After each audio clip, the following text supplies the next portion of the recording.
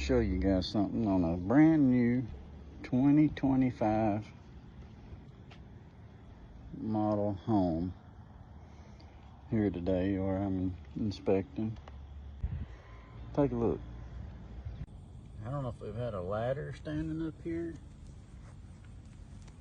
to get to this fascia or what. It looks like a knife or something is just dug right into the shingles.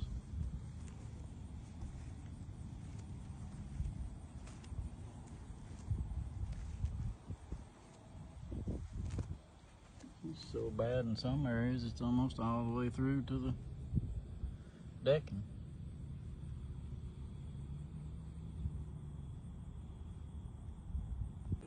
Not to mention, you see that?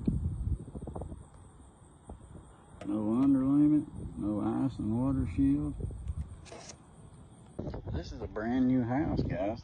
And I thought, well, maybe they just forgot it in one spot.